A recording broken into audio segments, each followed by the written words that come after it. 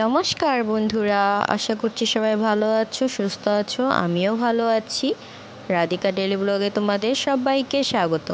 আজকে আমি নিয়ে চলে এসেছি ভুনা খিচুড়ির রেসিপি।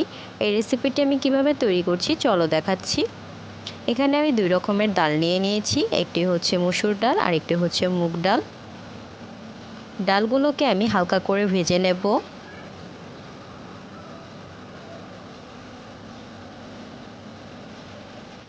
এখন একটি প্যানে আমি পরিমাণ মতো ঘি দিয়ে দিচ্ছি। সামান্য পরিমাণ সয়াবিন তেল দিয়ে দেব। ঘি দিয়ে রান্না করার কারণ হচ্ছে খিচুড়িতে সুন্দর একটি স্মেল আসবে। এখানে আমি 3টের মতো শুকনা মরিচ দিয়ে দিলাম। এখানে আমি গরম মশলা দিয়ে দিলাম। 4টি তেজপাতা দিয়ে দিয়েছি।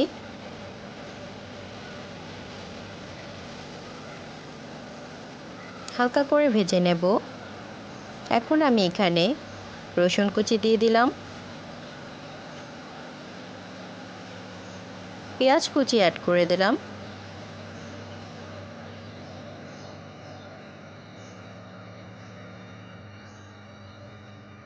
এখন আমি হালকা করে ভেজে নেব।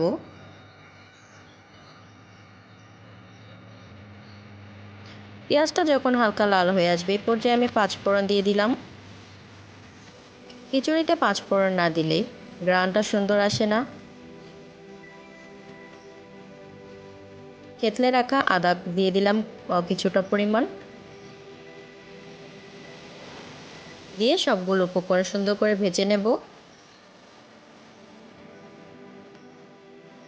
ভাজা হয়ে যাওয়া এই পর্যায়ে এখন সবজি অ্যাড করে দেব। এখানে আমি মিষ্টি কুমড়া দিয়ে দিলাম, পটল দিয়ে দিলাম, আলু দিয়ে দিলাম, ফুলকপি দিয়ে দিলাম, বেগুন দিয়ে দিলাম, পেঁপে দিয়ে দিলাম। সবগুলো উপকরণ দিয়ে দেব। সুন্দর করে এখন হালকা করে ভেজে নেব।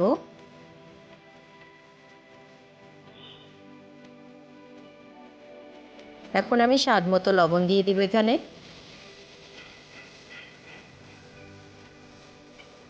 সবজিতে লবণ দেওয়ার কারণ হচ্ছে সবজিটা খুব তাড়াতাড়ি সিদ্ধ হয়ে যাবে। এখানে সামান্য পরিমাণ জল দিয়ে দিলাম। এখন গুঁড়া মশলাগুলো সব অ্যাড করে দেব।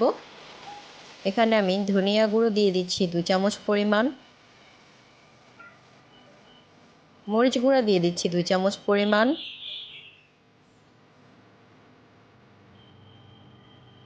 হলুদ গুঁড়া দিয়ে দেব 1.5 চামচ পরিমাণ।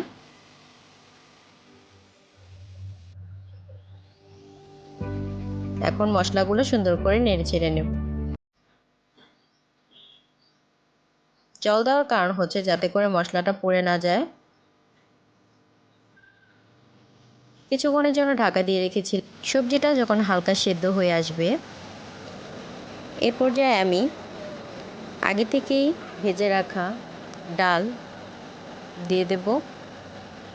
ডালগুলোকে আমি সুন্দর করে ধুয়ে নিয়েছি। এখন ডালগুলো দিয়ে দিচ্ছি।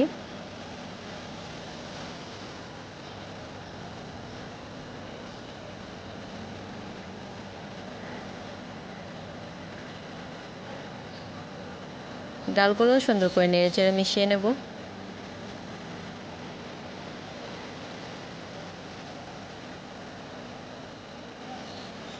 মিশানো হয়ে গেছে। এই পর্যায়ে আমি পোলাও চাল দিয়ে দেব। এখানে আগে থেকেই ধুয়ে রেখেছিলাম।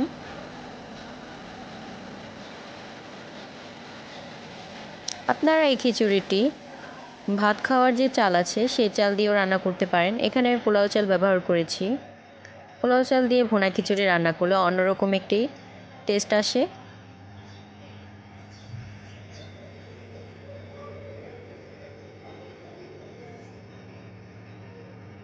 সবগুলো উপকরণ সুন্দর করে মেশানো হয়ে গেছে। এখন আমি এখানে কাঁচামরিচ আর কিছুটা পরিমাণ মটরশুঁটি দিয়ে দিলাম।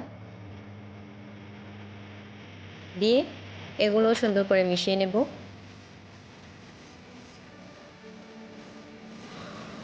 আধা কেজি চালের জন্য 1 কেজি পরিমাণ জল দিয়ে দিচ্ছি।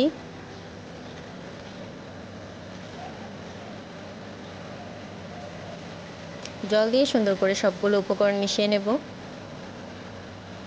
উপর থেকে টমেটো দিয়ে দিচ্ছি।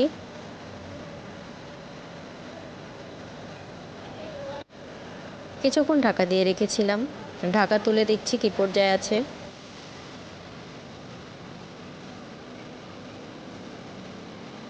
সুন্দর করে নেড়ে চেড়ে দিচ্ছি।